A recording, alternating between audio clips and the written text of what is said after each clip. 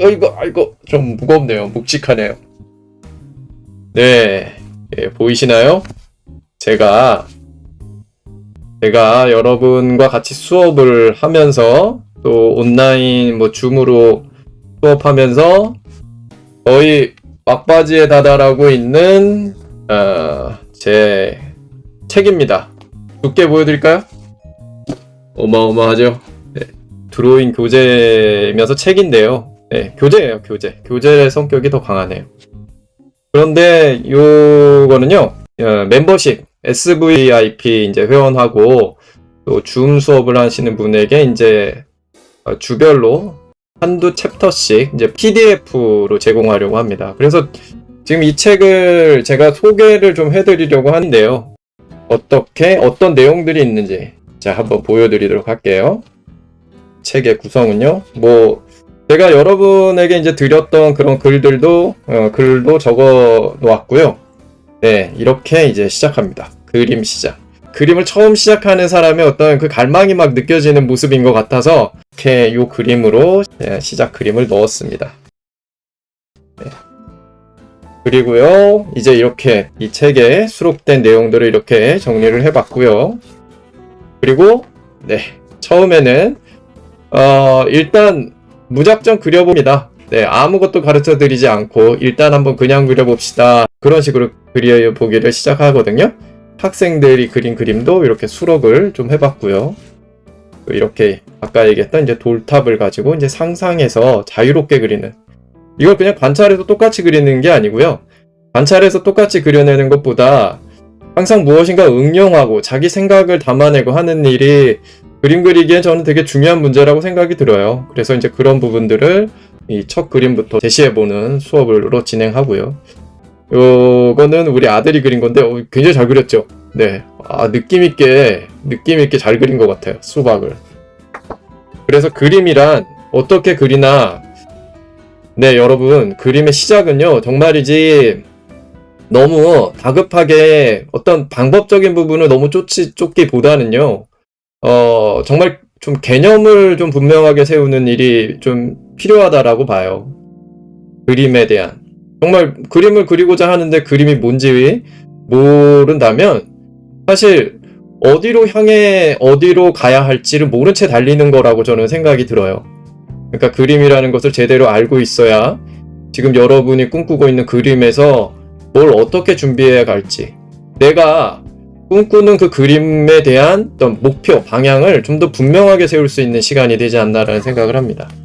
그래서 이렇게 그림이라는 것을 이렇게 고민해보는 시간도 가져봐요. 그림이라는 건 무엇일까? 지금 옆에 보이시죠? 네, 그림이라는 것을 이렇게 글씨를 꾸며보면서 그려보게 됩니다. 근데 여기 좀 보시면은 여기 QR코드가 있죠? 그래서 지금까지 만들어놨던 그 수업들을 이렇게 QR코드로 이렇게 접속을 해서 QR코드로 들어가면 에 대해서 좀 얘기를 좀 해볼 거고요.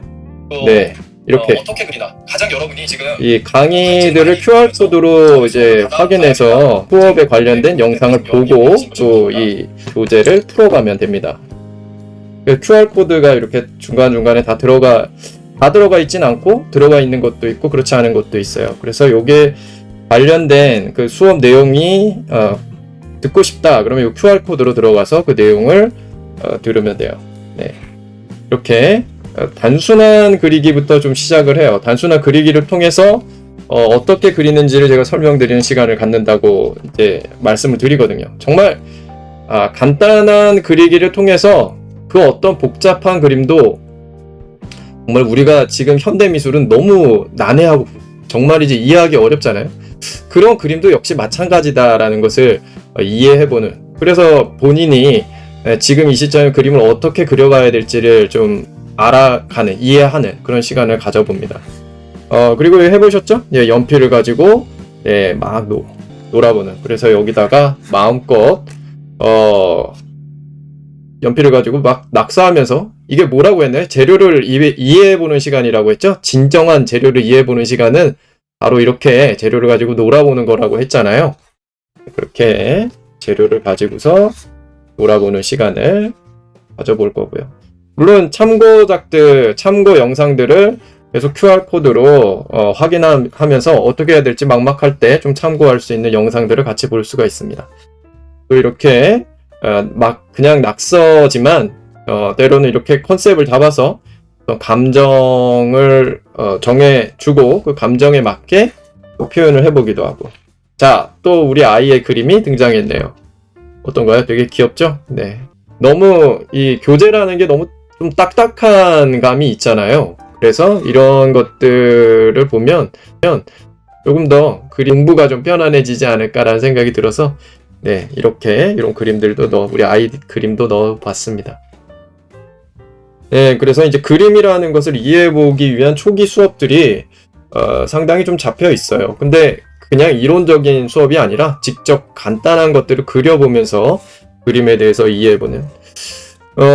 근데 그 그림에서 좀 욕심을 좀 더 내서요. 이 예술이라는 영역까지 조금 건드려 보려고 해요. 예술에 대해서 같이 고민해보고, 또 예술에 대해서 제가 이해하고 있는 예술에 대해서 말씀을 드리고, 네, 그런 것들도 역시 영상을 통해서 확인하실 수가 있습니다. 네, 뮤직 드로잉 우리 정말 많이 했었죠? 네, 뮤직 드로잉 저는 정말 제가 만든 여러 수업들 중에 정말 이거만큼 뭐 유쾌상쾌 통쾌한 그리기가 없지 않나라는 생각을 종종 합니다. 네, 스트레스를 많이 풀 수 있는 그런 그림이라고 생각하고요. 그러면서도 그림 공부에 정말 또 많이 도움이 되는 그림이 아닌가라는 생각이 들어요. 뭘 그린 것도 아니잖아요, 사실. 근데 정말 제가 말씀을 많이 드리지만 정말이지 중요한 건 화면 이 프레임 안에서 컴포지션을 보는 눈이 굉장히 중요하다는 생각을 많이 해요. 화면상에서 어떻게 배치하는가. 그 짧은 시간 안에 너무 많은 그림들을 경험할 수 있잖아요. 뮤직 드로잉 막 낙서 속에서 어떤 그림은 재미있고 어떤 그림은 좀 별로고 어떤 그림은 굉장히 뭔가 다이내믹하면서도 뭔가 그 복잡한 그 산만함 속에서 어떤 질서가 있어서 뭔가 그럴싸해 보이기도 하고, 네, 그런 것들을 좀 뮤직 드로잉을 통해서, 네, 그래서 음악과 또 제가 같이 뮤직 드로잉을 하는 영상을 또 QR코드로 해서 영상을 같이 보면서 본인이 직접 여기다가 또 하실 수도 있게 제가 구성되었고요. 이건 이제 제가 그린 드로잉이죠. 어떻게 그리나? 이제 본격적으로, 어떻게 그리나? 두 번째 이야기입니다. 어떻게 그리나? 어떻게 그리나 너무 중요한 문제고 여러분이 찾아 헤매는 부분이잖아요. 이렇게 사과라는 소재를 제시하고, 네, 제가 만든 그 스틱맨 꽈니, 네, 꽈니가 여기 이제 작품의 이 수업의 내용을 설명하는 보조 역할을 좀 해줍니다.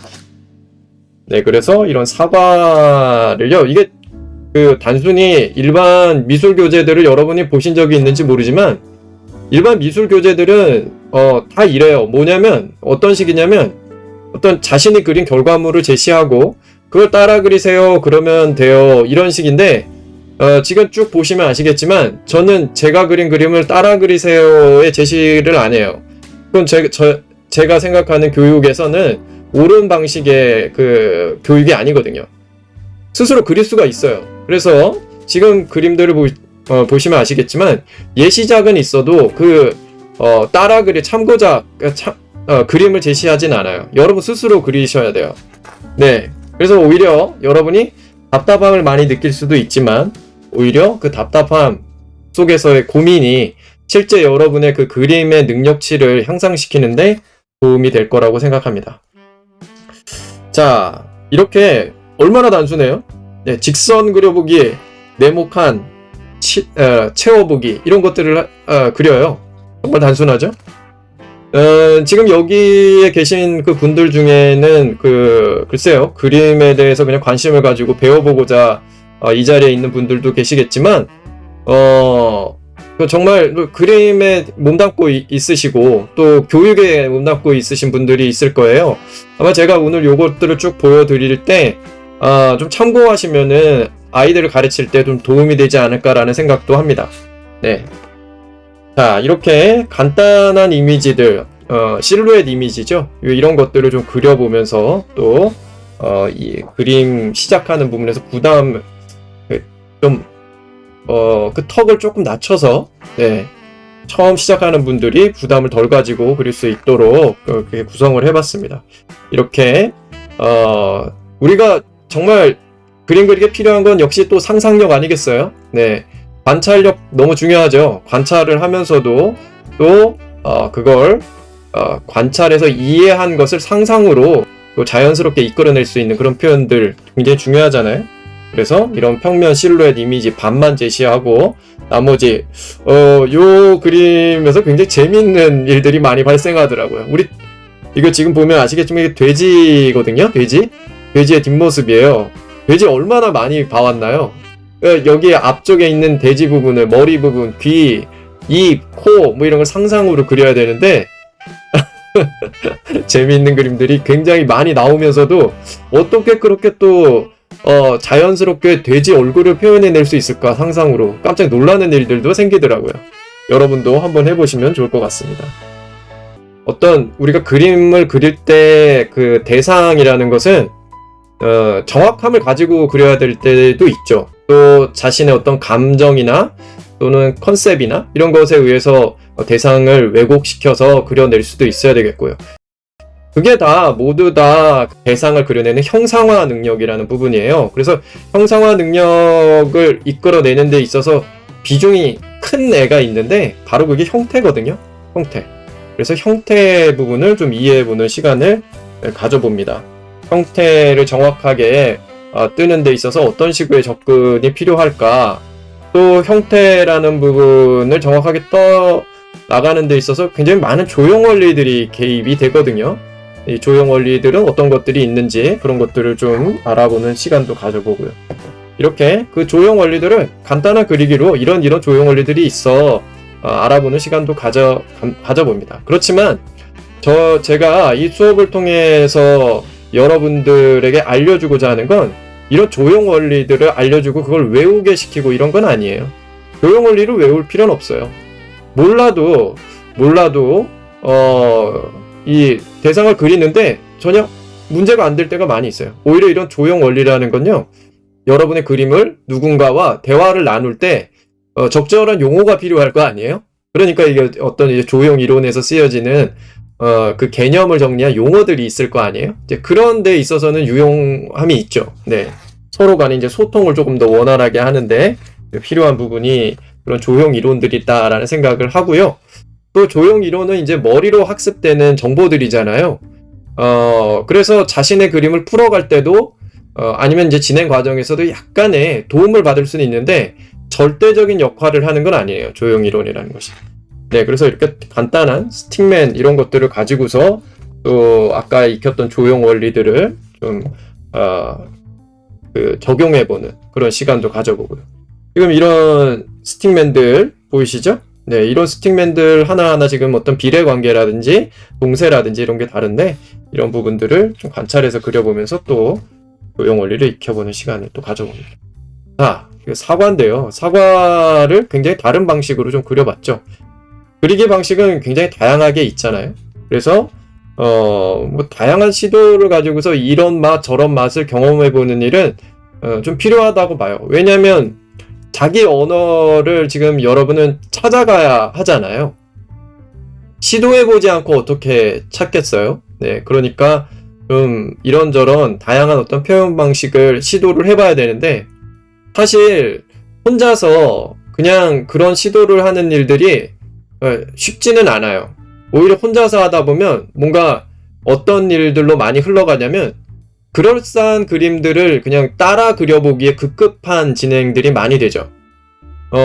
그래서 누군가가 그거는 이렇게 제시를 해주고 같이 해보고 해야지만 좀 시도해볼 수 있는 일이 생기지 않나라는 생각이 들어요.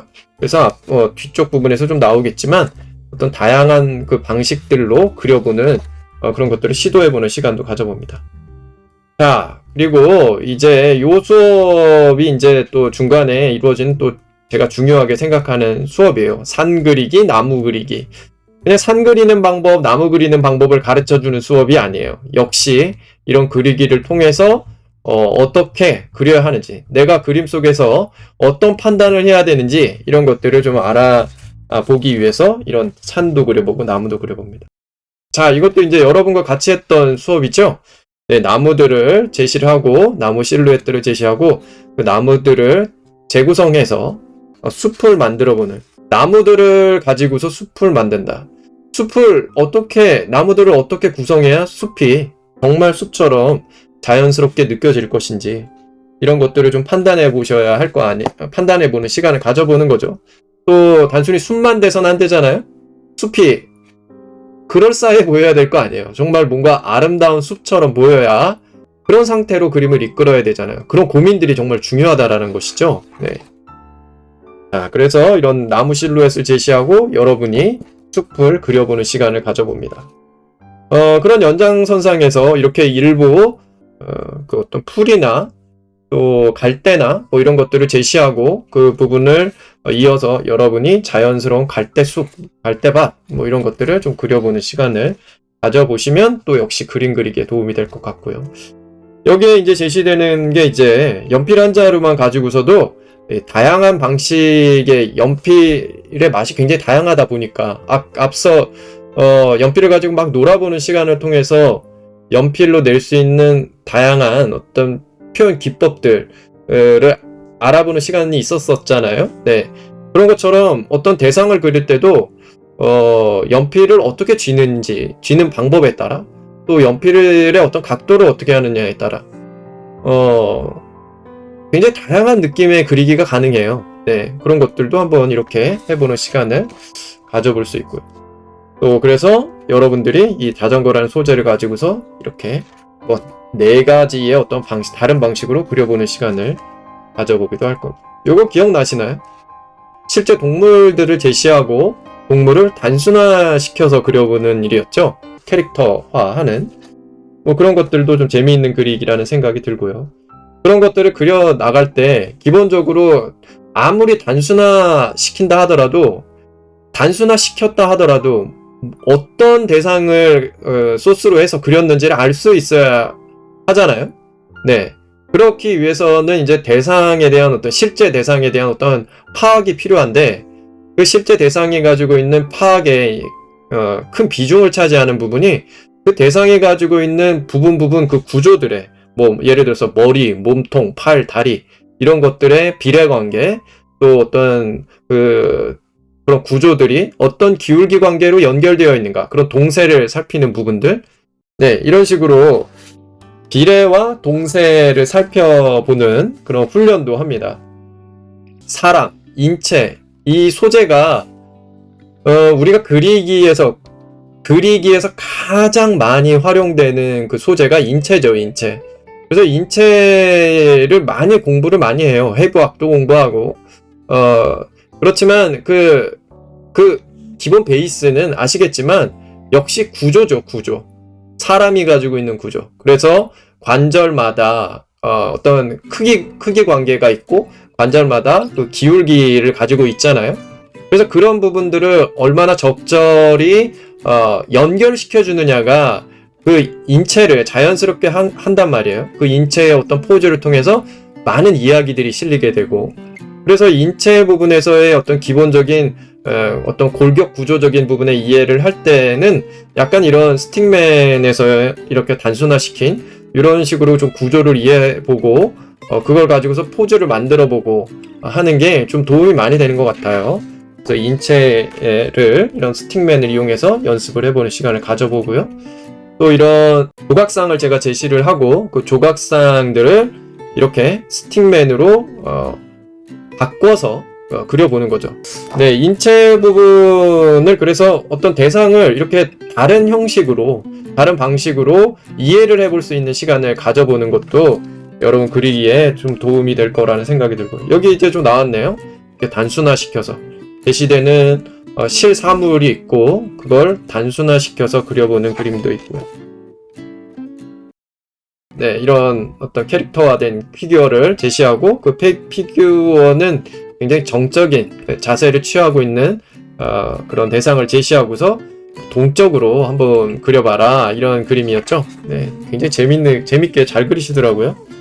자, 기억이 나시나요? 이렇게 중간중간에 그리고 브레이크 타임 해가지고 그냥 마음껏 뭔가 내가 무엇인가 그리기에 얽매이지 않고 그냥 내 마음껏 그릴 수 있는 그림들을 조금씩 넣었어요. 제 나름대로는 그 뭔가 쉬어가는 코너처럼 넣었는데 글쎄요, 이런 게 더 부담스러움을 느끼실지도 모르겠어요. 근데 막상 해본 사람들은 오히려 굉장히 이걸 재밌어 하더라고요. 얼마나 우리는 뭔가를 제시하고 그걸 있는 그대로 그리세요. 네, 많은 그런 압박을 받으면서 그림 연습을 많이 해왔잖아요. 근데 지금 이거는요, 얘를 그대로 그리지 마세요. 최대한 아주 못생기게, 아주 추악하게, 못되게 한번 그려보세요. 오히려 반대로. 얼마나 우리 예쁘게 그리려고 노력하나요? 그런 반대로 그려보는 그림이었는데 많이들 재밌어 하시더라고요. 자, 이렇게 또 투시와 시점에 대한 이야기입니다. 많은 분들이 저의 이제 투시 영상에 정말 공감을 많이 해주세요. 그런 공감의 메시지들을 보면서 내가 정말 만들기 너무 잘했다 라는 생각을 좀 종종 하는데요. 이 투시에 대한 수업들이 정말 많이 왜곡되게 가르쳐지고 있는 부분들이 많아요. 정말 그거 듣고 나서 그게 투시구나 이해를 해도 실제 그리기에는 제대로 좀 써먹기가 어려운. 자, 지금 이 챕터 부분이 보세요. 투시 수업이 시작되고 있죠? 근데 여기 그림 투시 이 교재 한번 보세요.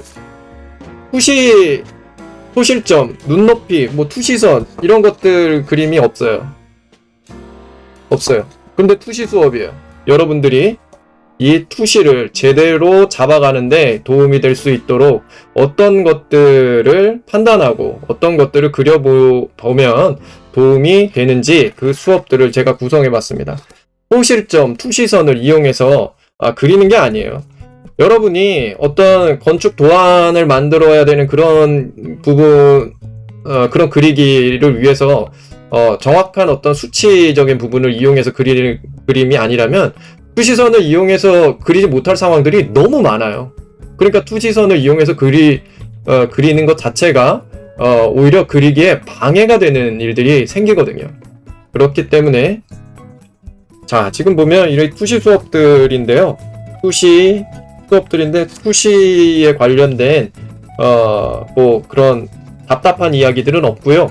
실제 그리기를 통해서 제가 제시하는 어떤 상황을 그려보면서 투시를 이해해보는 법 없이 투시에 얽매이지 않고 대상을 그려낼 수 있는 그런 훈련을 하게 됩니다. 육면체를 가지고 조형물을 만들어 보기도 합니다. 또 투시와 함께 꼭 따라다니는 게 뭔가요? 시점에 대한 부분이죠. 그래서 시점을 이해해보는 시간도 이렇게 가져봅니다. 시점은 이렇게 원기둥이라는 소재를 가지고서 이해해보는 시간을 갖게 되고요. 또 이렇게 투시와 시점에 대해서 이해를 해봤다면 또 실제 적용해 봐야겠죠? 이런 것들을 그려보면서 투시와 시점을 이해해보는 시간을 가져보게 됩니다. 또 실제 그리기로 가봐야겠죠? 또 이런 것도 여러분에게 도움이 되는 그리기가 아닌가 생각이 듭니다. 뭐냐면요, 그 세 방향에서 보이는 그 평면적인 어떤 형태들을 그려놓고 입체적인 형태를 상상으로 그려내는 거예요. 위, 앞, 옆에서 본 모습인데 이걸 입체적으로 표현을 해보는 입체 형태로 이렇게 그려내는 일이죠. 답안은 영상으로 제시되거나 아니면은 이 교재 뒤쪽 부분에 그 답안을 그 뒤쪽에 배치해서 나중에 확인할 수 있게 했습니다. 또 이런 그림도 굉장히 재미있죠. 뭐냐면 이렇게 제시되는 그냥 어떤 추상적인 이미지에서 연상이 되는 사물들을 그려보는 거예요.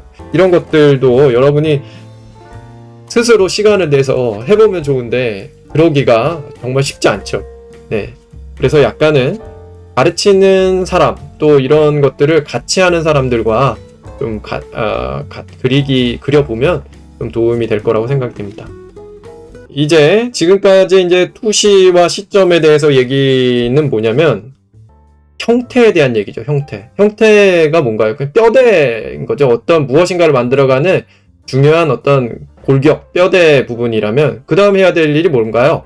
이제 살을 붙이고 또 옷을 입혀야 되잖아요. 자, 살을 입히는 부분이 바로 이게 살과 그 옷이라는 부분이 크게는 이제 색이라는 거 얘기할 수 있을 것 같아요. 색에서 살에 해당하는 부분이 바로 이 명암이에요. 명암. 대상의 어떤 구조, 또 빛에 대한 느낌들, 뭐 이런 부분들에 큰 영향을 주는 요소가 명암이잖아요. 네. 그래서 이 색으로 넘어가면서 명암을 먼저 이렇게 설명드리게 됩니다.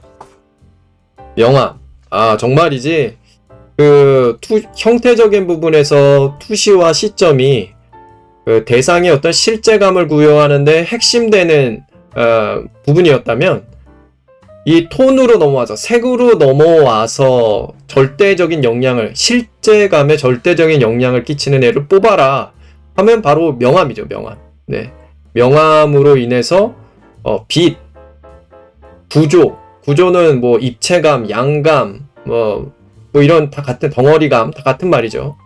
그리고 공간의 상태도 명암으로 알 수가 있어요. 또 질감에 대한 부분도 명암의 역할이에요. 그러니까 굉장히 명암의 비중이 엄청난 거죠. 절대적인 거죠. 실제감을 기반으로 해서 기반으로 하는 그림에서의 얘기예요. 실제감이 아니라 그냥 평면화된 그림 있잖아요. 2D식의 그림에서는 사실 명암을 굳이 그렇게까지 너무 뭐 이렇게 정확하게 맞춰야 되고 그럴 필요 없죠. 어떤 형식의 그림을 선택하느냐에 따라서 명암이 꼭 필요한 부분이 아닐 수도 있어요. 그런데 실제감을 기반으로 해서 그리는 그림이라면 명암을 제대로 소화를 해내지 못하고서는 실제감 있는 그림을 그려낼 수가 없죠. 네. 그래서 명암에 대해서 이해를 해보는 시간을 가져봅니다. 기본적인 어떤 톤 단계도 내보고요. 곡면의 구조 같은 경우에 또 그라데이션을 또 잘 만들어줘야지만 구조가 느껴질 거 아니에요. 자, 그리고 이제 이 명암에서 어렵게 느껴지는 부분이 또 그림자죠. 이 그림자를 계산해내는 일. 이 그림자 부분이 너무 어렵기 때문에 그냥 얼버무리면서 끝나는 경우가 많잖아요. 근데 정말 빛을 제대로 이해하고 조금이라도 더 자연스럽고 제대로 된 표현을 하고자 한다면 그림자를 제대로 그려줘야 하거든요. 네. 그래서 이런 그림자도 이해해보는 시간을 가져봅니다. 기초 과정에서 이루어지는 구와 이제 명암을 이해하기 위해서, 빛을 이해하기 위해서 그리는 게 이 구와 육면체 이런 기하 석고를 그려보잖아요. 근데 보통 이제 이 기하 석고들을 그려보는 그 과정을 어떻게 수업이 진행이 되나요? 아시는 분들도 있을 텐데 보통은 지금 여기에서 있는 그림들처럼 어떤 그림 누군가 선생님이 그려놓은 그림 그걸 그냥 던져주고 그걸 그냥 따라 그리게 시키거든요. 구 육면체를 그려보는 근본적인 이유는 구를 하나를 그릴 수 있는 방법을 외우기 위한 과정이 아니잖아요. 그럼 이 과정은 어떤 과정이냐? 처음에 얘기했던 대로죠. 빛을 이해해보고 구조를 이해해보고 가장 핵심은 빛을 이해해보는 것이죠. 왜 이 표면에는 이런 톤이 나타났는지, 왜 여기에 이런 어두운 톤이 여기에 나타나는지, 여기는 왜 이렇게 그늘 속에서 밝은지, 이런 것들을 따져보고 그걸 이해하는 시간을 갖는 것이 바로 빛을 이해해보는 시간 아니겠어요? 네, 그래서 그런 부분들을 이해해보는 시간을 가져볼 거고요. 네, 이게 바로 그 구를 가지고서 이제 이해된 것을 바탕으로 해서 정말 아까 만약에 이런 것들을 구를 그리는 걸 하나를 이렇게 외워서 그렸다면 여러분이 이런 상황에서 구를 어떻게 그려내겠어요? 예를 들어서 빛이 위에서 때리고 있을 때 명암이 어떻게 나타날 것인지, 아래에서 비추고 있을 때 명암 톤이 어떻게 나타날 것인지, 빛을 이해하지 못하면 이런 걸 그릴 수가 없잖아요. 그래서 구라는 애를 제대로 관찰하고 그려보면서 그냥 이 톤을 외우려고 들기보다는 부분 그 톤이 왜 그렇게 나타난 건지를 스스로 의문을 품고 답을 찾으려고 드는 시간이 되어 주셔야 됩니다. 그런 부분에 제가 참고가 되고 도움이 될 만한 얘기들을 같이 드리면서 또 수업이 진행이 됩니다. 자, 브레이크 타임입니다. 뭐 이런 그림들은 또 많이 접하신 그림이 아닌가라는 생각이 듭니다. 급하게 저희 아들한테 한번 시켜봤습니다. 네, 졸린 표정. 네, 아이가 한번 자기가 마음대로 하나 그려봐 라고 했더니 이 표정을 그렸어요. 잘 그렸죠? 네. 그래서 여러분도 어떤 그 표정을 하나 정해서 그 표정에 맞게 한번 상상력을 발휘해보는, 여러분 이런 그리기 아무것도 아닌 게 아니에요. 여러분이 사실은 좀 공을 들이고 그려봐야 될 건 사실 이런 그림이 아닌가라는 생각을 저는 더 해요. 상상하게 되잖아요. 여러분은 상상하고 그걸 표현으로 이끌어내고 그 경험을 쌓아가려고 하는 게, 맨날 뭐 내가 선망하는 그런 그림들 따라하기에 급급하기보다는 여러분의 상상력을 발휘해서 그려나가면서 자신의 그림을 발견하는 시간을 가져보기를 더 권하고 싶습니다. 네.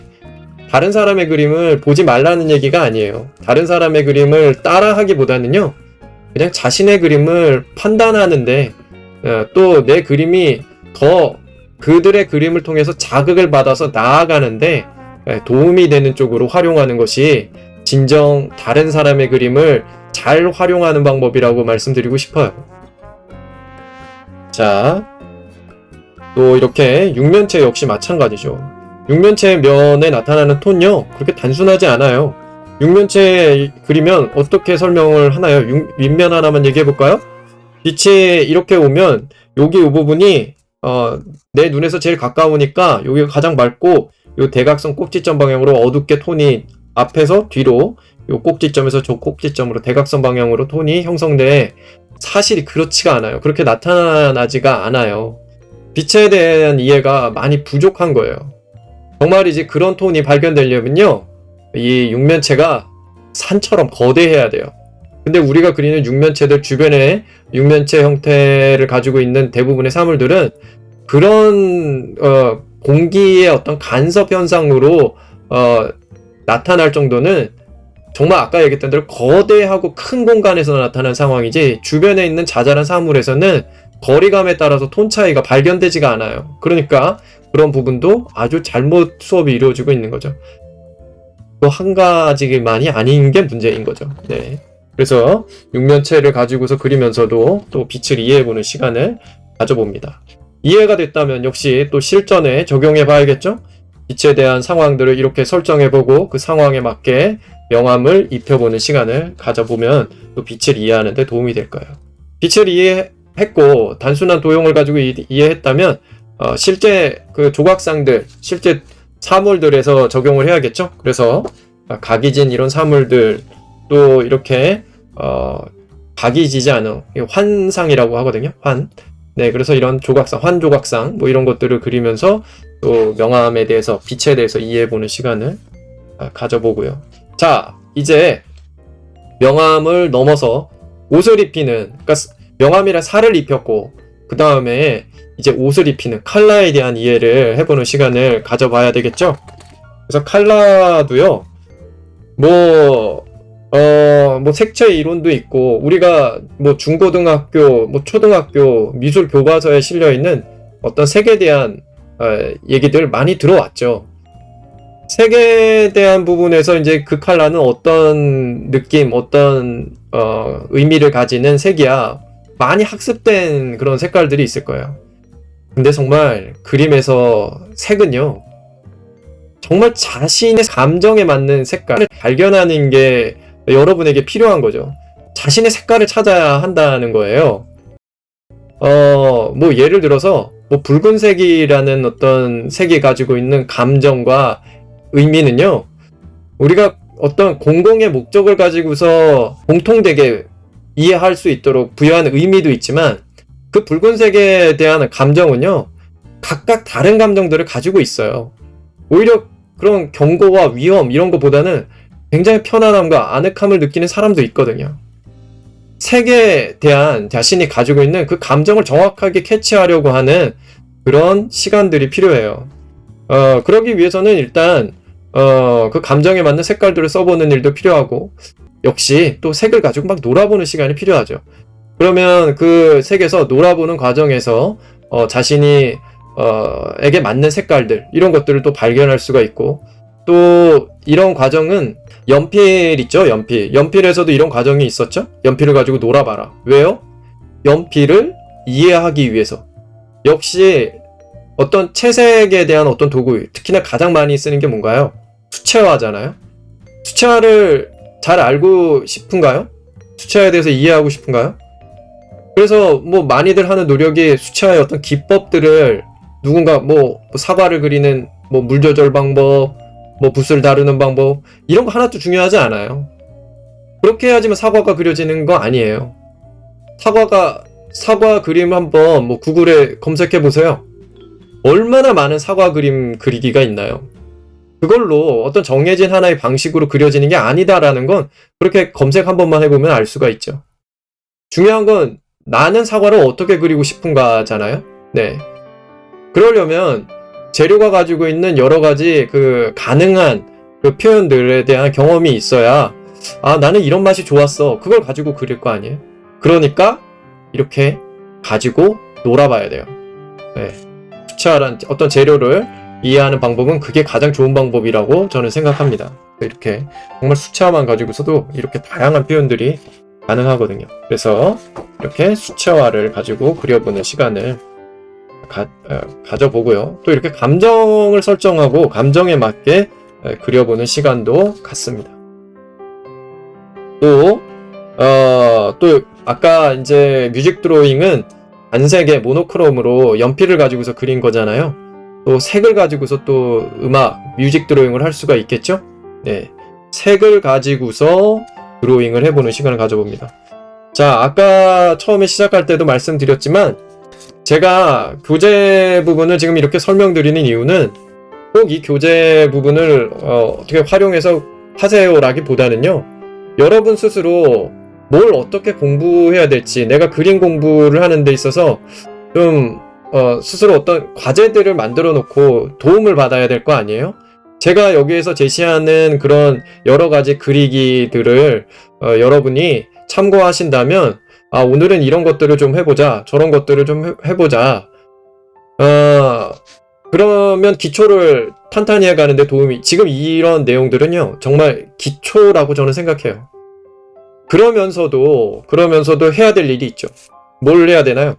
여러분이 그리고 싶은 그림을 미루지 마시고 지금 그려야죠. 여러분이 그리고 싶은 그림을 그리면서 부딪혀 보면서 여러분이 가장 많이 알아요. 그림에 대해서 내가 정말 필요한 것들 가장 많이 알아요. 그러니까 미루지 마시고 그리고 싶은 그림이 있으면 그냥 부딪혀 보세요. 만들고 싶은 웹툰 만화 있으면 그냥 짧든 길든 만들어 보세요. 네. 그 과정에서 많은 걸 더 이해하게 되니까요. 그걸 꼭 잊지 않으셨으면 좋겠어요. 단지 그러면서도 이 기초적인 부분은 그야말로 베이스가 되는 부분이기 때문에 이런 기초적인 부분들을 또 할애해서 그런 시간을 좀 가지면 또 그리기에 도움이 되지 않을까 생각합니다. 자, 이제 색에서요. 감정에 맞춰서 그 감정에서 내가 떠오르는 그 감정과 함께 했던 색을 생각해 보는 거예요. 그냥 여기에 있는 우리가 아는 일반적인 여기 이제 나른함, 뭐 답답함, 즐거움 이런 것들이 있는데 그 감정을 설명하는 우리가 흔히 아는 그런 색깔들을 여기다 쓰는 게 아니라 내가 나른했을 때, 내가 뭔가 막 답답함을 느꼈을 때, 그때 그 상황, 그런 어떤 기억 또는 추억으로 되돌아가서 그때 함께했던 색깔들을 떠올려 보는 거예요. 그래서 여기다 그 색을 써보는 거죠. 사실 이런 과정은요, 자기 색을 발견해가는 시간이라는 생각을 갖기도 하고요. 그리고 그런 시간만으로도 이 그리기가 꽤나 의미 있는 시간이 되지 않을까라는 생각을 저는 합니다. 이런 그리기, 그냥 정말 요 네모칸 안에 색깔 하나 선택해서 그리기는 시간이지만 정말 제가 요 수업을 하면서도 저 역시 같이 하거든요. 정말 내가 아주 힘들었을 때, 슬펐을 때, 뭔가 분노를 느꼈을 때 그런 상황들을 막 떠올리면서 지금 이 시점에 다른 의미로 또 받아들여지게 되고 이런 시간들을 갖게 되더라고요. 그것만으로도 굉장히 큰 의미가 있지 않나라는 생각을 좀 합니다. 이렇게 색깔을 단색으로 선택해보기도 하고 또 색깔을 조합해서 그 분위기에 어울리는 색깔들을 찾아보기도 하고 네, 좀 필요한 여러분에게 색깔 공부라고 생각합니다. 색깔 공부는요, 뭐 여러 가지 색채 이론들이 있잖아요. 그거 열심히 외우는 거 그렇게 중요하지 않아요. 자신의 감정을 대변하는 색깔을 찾는 일이 여러분에게 필요한 일인 거죠. 자, 그리고 이렇게 여러 가지 사진 작품들을 통해서 또 컬러를 이해해보는 그런 시간을 가져보기도 합니다.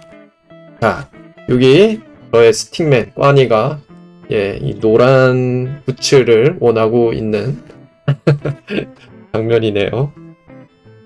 자, 여러분들은 뭐 어떤 그림을 그리실 굉장히 다양할 거 아니에요. 그렇지만 내가 하고자 하는 그 그림이 이거라고 해서 꼭 그것만 하고 있을 필요는 없다고 생각합니다. 기초 과정은 그야말로 좀 폭넓게 해보는 것이 좀 필요할 것 같다라는 생각이 들어서 이렇게 단순화시킨 그 이미지 속에서 색깔을 선택하고 입혀주는 그런 시간을 가져보는 것도 좀 좋을 것 같고요. 패션 일러스트 전혀 나하고 상관없는 건데 라고 하더라도 이런 바디에다가 어떤 옷을 입히고 표정, 뭐 머리 스타일을 만들어보고 이런 것들도 여러분의 조형 감각을 키우는데 도움이 될 거라는 생각을 합니다. 자, 그리고 또 아까 말씀드렸다시피 다양한 표현 방식으로 그려보는 거예요. 자, 사과라는 소재. 사과라는 소재를 열심히 관찰해서 그릴 수도 있을 거예요. 또 이렇게 재료적인 맛을 담아서 수채화라는 재료의 맛을 한껏 담아서 그릴 수도 있고요. 또 이렇게 건식 재료, 뭐 펜이나 또 콩테나 파스텔이나 뭐 이런 것들을 가지고서 또 이런 펜 같은 경우는 이렇게 선적인 맛이 굉장히 재밌잖아요. 그런 걸 가지고서 어떻게 표현할 것인가? 꼭 사과가 가지고 있는 그 표면에 있는 뭐 컬러라든지 뭐 질감이라든지 그걸 꼭 다 담아야지만 사과가 되나요? 이렇게 펜을 사과의 그냥 모양에 따라서 막 굴리면서 그려도 누구가 봐도 사과를 그린 건지 알아볼 수 있잖아요. 이렇게 또 연필이란 맛을 담아서 그려보기도 하고 또 이렇게 아이코나 할 수도 있죠. 네, 또 아주 어떤 감정을 담아서 아주 과장 왜곡하면서 그릴 수도 있겠고요.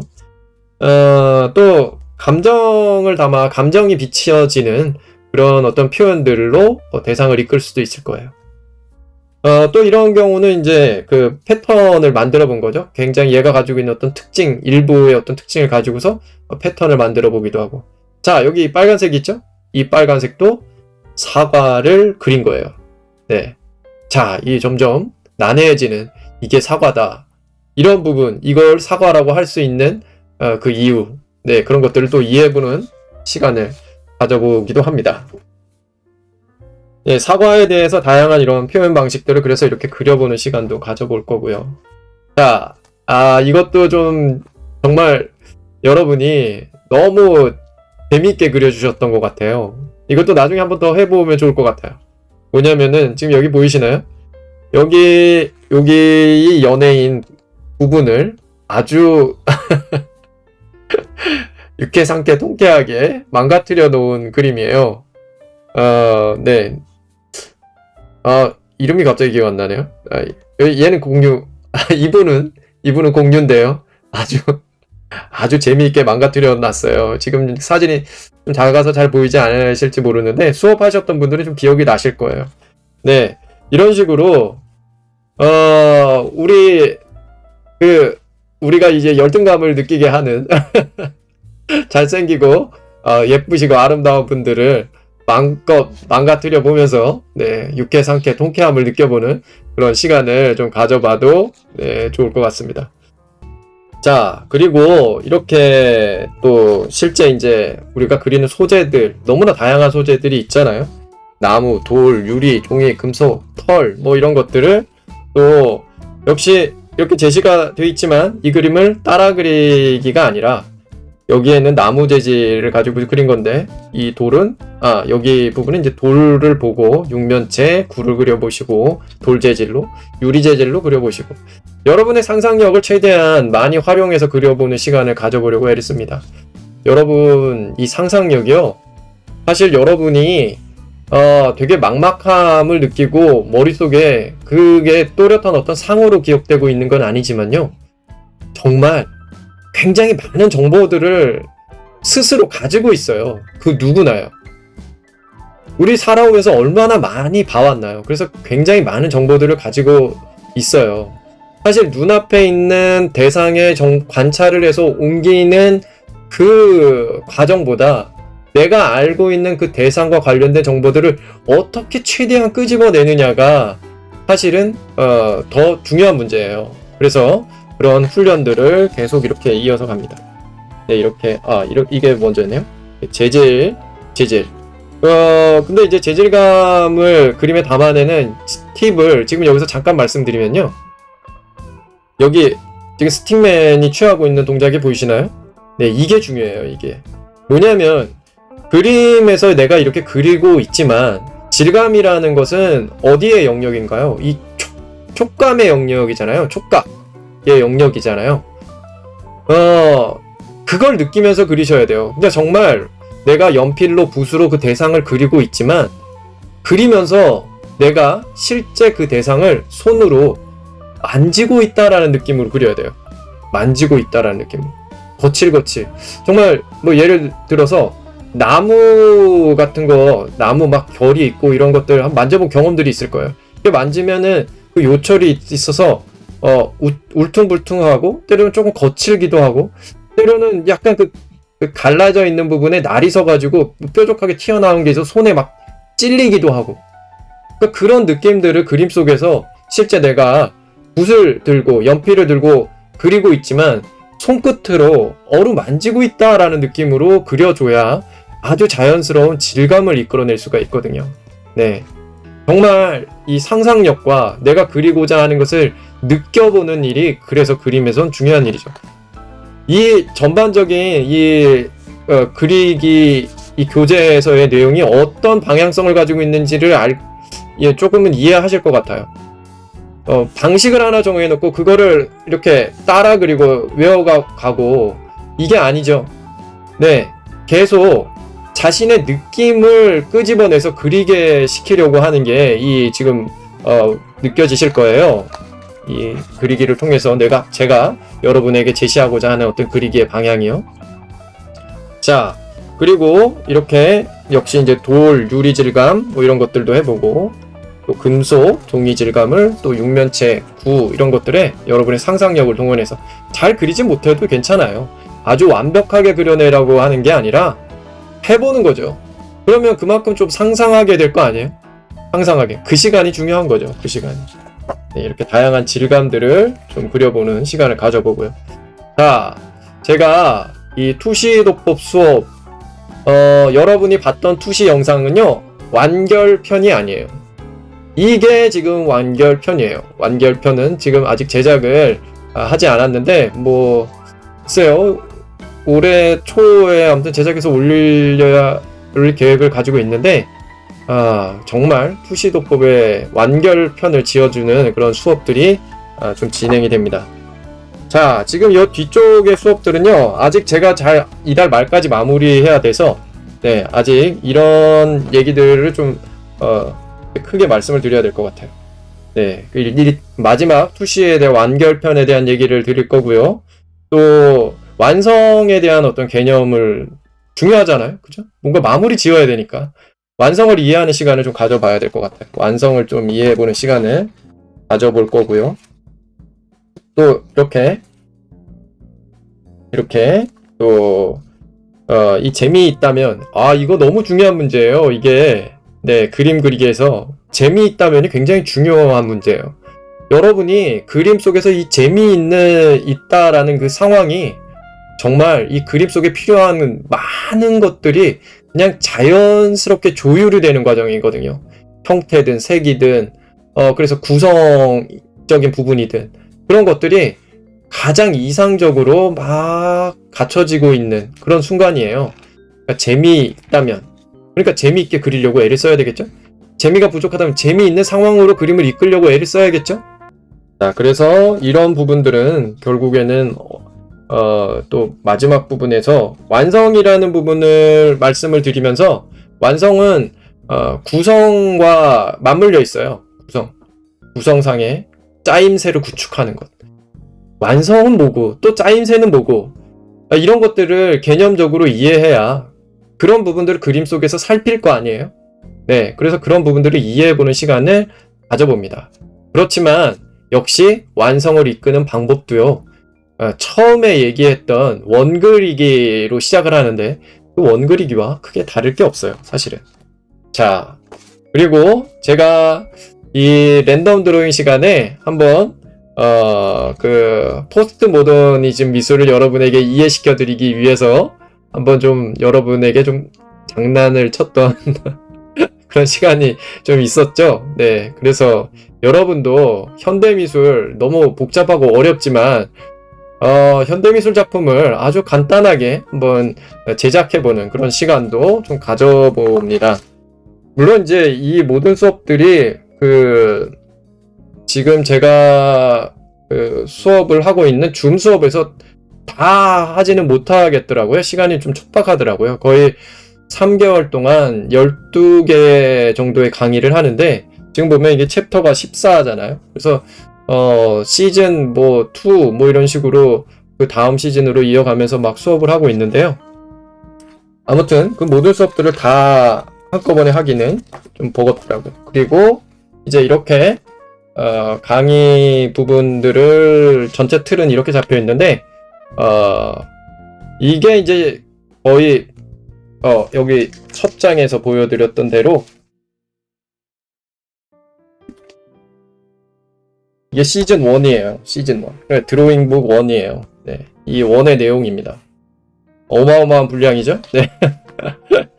그리고 마지막에는 이렇게 중간중간에 좀 답이 필요한 그런 문제들이 있죠? 그래서 답을 제시하는, 답안을 벌써 보여드리면 안 되겠네요. 네.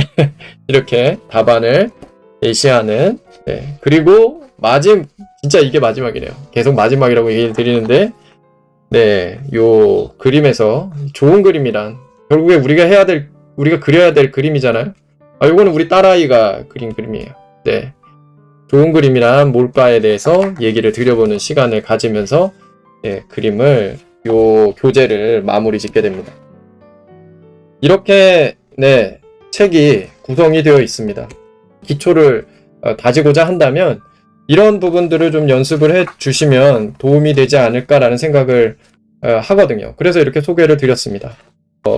이 시간을 교재에 대한 내용을 설명을 드리는 시간으로 보냈는데요. 그게 저는 시간 낭비였다고 생각하지 않습니다. 여러분이 지금 그림 공부를 하는 데 있어서 여러분이 좀 스스로 어떤 과제를 정해서 준비해 가고 나중에 요 교재 부분에 대한 부분을 또 어떻게 제공할 것인지 그런 부분들을 좀 설명하는 영상을 만들어서 올려드릴 테니까요. 또 이 교재를 구입해서 좀 도움을 받았으면 좋겠다 하시는 분들도요. 그렇게 할 수 있도록 네, 제가 한번 준비를 해보도록 하겠습니다. 다음은 드로잉 수업에 대해 안내해 드리겠습니다. 줌을 활용해 함께 그리는 실시간 온라인 강의인데요. 그림의 기초를 다지는데 큰 도움이 되리라 생각됩니다. 참여하고자 하시는 분은 상단의 링크 참고하시면 됩니다.